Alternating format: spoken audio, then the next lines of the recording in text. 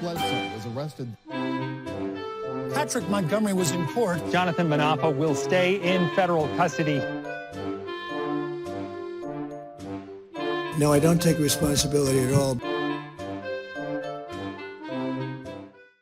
Hey everyone, welcome to the show. We have another January 6th fugitive.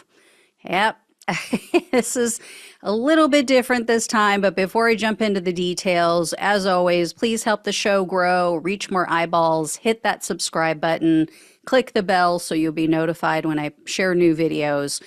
So here's the deal. An arrest warrant was issued for 40-year-old Missouri resident Devin Rossman. So this case, like I mentioned, it's a little different. It's unique because Rossman already served his prison term. He was out on probation, or he's been out on probation. So Rossman had been sentenced in 2022, you might recall, to 32 days in prison. He was given intermittent confinement, so he didn't have to serve that all at one time. 3 years of probation, 60 hours of community service, and $500 in restitution. Well, he did his 32 days. Well, and then in November of this past year, November 2023, the probation office notified the court that Rossman had repeatedly violated the terms of his probation. They said he failed to make his restitution payments because a lot of the time they're not requiring these people to make the full payment up front. They don't have to come up with that $500 or $2,000 all up front. They're making monthly payments. And sometimes, it's as low as $10 a month. So they also said he didn't notify his probation officer that he had a change in employment status. He also hadn't attended required classes. And then in September of last year, September of 2023, he was caught either using or he was in possession, at least, of alcohol, and that was strictly prohibited and forbidden underneath the terms of his release. So the court scheduled a hearing. They were going to deal with Rossman's violations.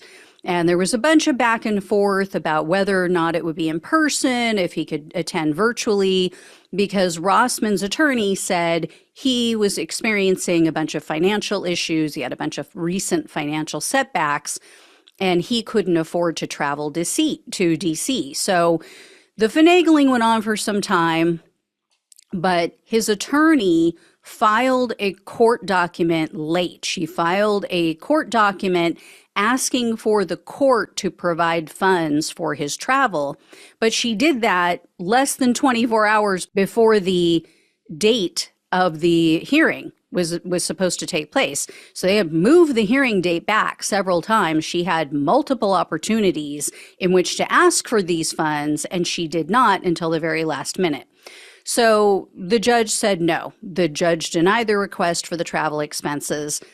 Ultimately, the hearing was scheduled in person for January 5th. Well, Rossman was a no-show. So he just made things far worse for himself. And he has a very tough judge. U.S. District Judge Beryl Howell is presiding over this case. And she does not suffer fools. She is very critical of the Capitol attack. So he is probably in some serious trouble here.